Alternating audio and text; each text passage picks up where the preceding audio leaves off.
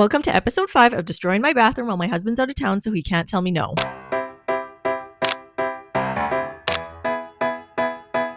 I'm out of my paint clothes now, and now it's time to work on all the trim. So we are going to start with the baseboards. That's why I recommend starting. We're going to work our way up. So we're going to do the baseboards, then we're going to do the trim piece that is going to go around the whole bathroom. And then after that is when we'll start making our trim boxes. So let's get to it. When I'm measuring this, I'm going to measure the length of the wall. And then when I go to cut it, I'm going to cut it a little bigger and then keep going back and make adjustments to my baseboard because I don't want to make it too small and then it doesn't fit the area anymore. Once you have your measurement of the wall, you're going to measure your baseboard and put a tick for that measurement as well. Once you've put your tick in place, you want some sort of straight edge to make a straight line as a guide for when you go to the saw to cut it. You can use a square for this, a ruler. I just used what was next to me, which was the back plate of a light fixture. Normally, you should be using a square because that's going to work best and give you a perfect line. Now that you have your line, you're going to the saw and you're just cutting it at 0 degrees. And there you go. You've just cut your first baseboard, and then you're taking it to the spot where you measured and seeing if it fits. If it doesn't fit, you're just going to make small adjustments and keep trimming the baseboard until it fits perfectly. When you're installing the baseboard, you're going to put a brad nail near the top and then the bottom, and you're going to do this multiple times along the whole length of it. I went in with 2-inch brad nails, which is likely an overkill, but that's just what I had at home. I'm not going to bore you with the next wall's measurements and cutting because it's the exact same as the previous one,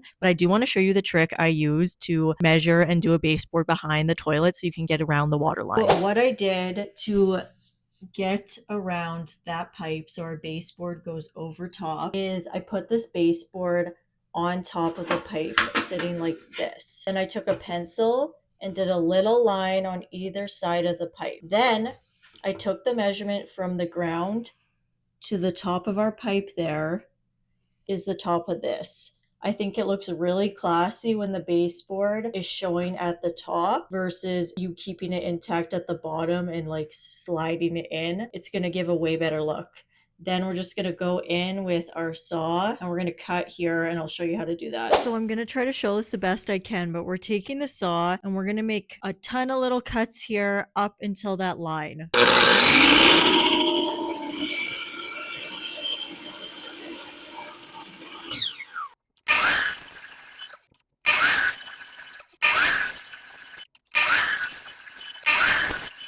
Now these are just going to break off. So I pulled as much as I could off with my pliers. Then I'm going on the back side of my baseboard. I am measuring what that length was on the back. And now I'm going to go in with the saw like I just did and put the saw up to that line.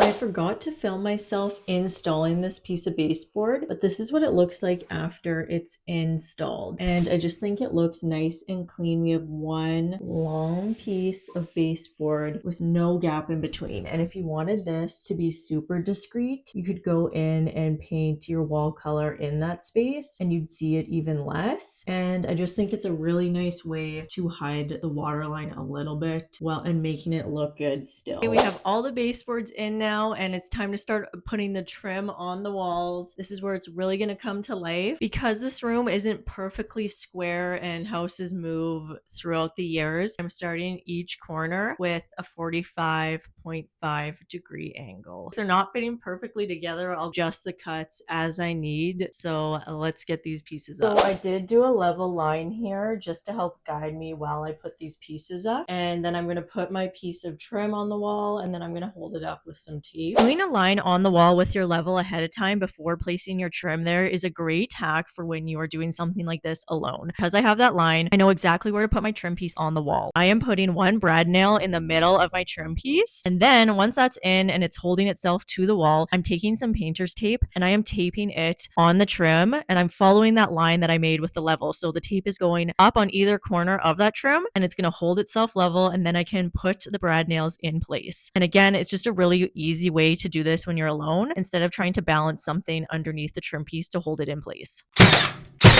So this cut was a 45-degree cut. Now I did another 45.5 here, and I made just little adjustments until it's butting up perfect. And then this other side, I did a 45.5-degree cut. The opposing wall, I'll do 45.5, but then make little adjustments so it's perfect.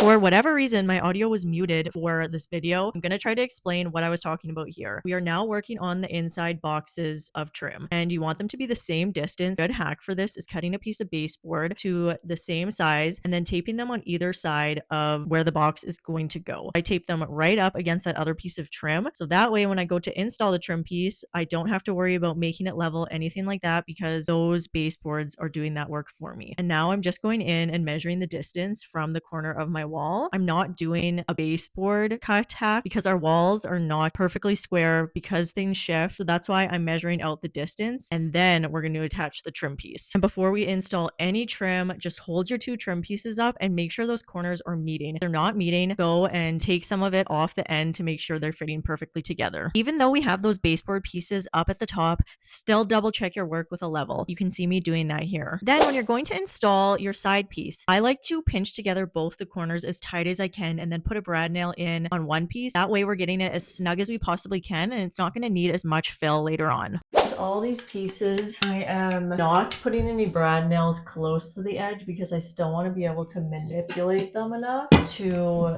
go together. I'm doing this here, and I'm going to do a brad nail somewhere here, making sure my corners are matching up perfectly, and that's where I want my nail to go. Then I'm going to start putting my bottom piece on, and again, I didn't put a ton of brad nails in because I want to make sure the pieces are going it together. I went back and forth quite a bit on how to do the trim around the toilet and the vanity. I originally was going to do complete boxes above the toilet and above the vanity, but because of how big my trim pieces were, it was very squishy and chaotic. It didn't look as clean, so I opted to put the trim around the toilet and the vanity, so it looks like we just put the toilet in place and we put the vanity in place and the trim was already there, and I'm really enjoying how it's looking. And can we take a minute to look at how perfect this cut is? It is almost seamless. It's beautiful. And this is where we're leaving off on episode 5. We have all of our trim work done. Next, we're going to be tackling finishing up the trim work and then adding some paint. Make sure you hit that like and subscribe button so you don't miss out on episode 6 of renovating my bathroom while my husband's out of town so he can't tell me no.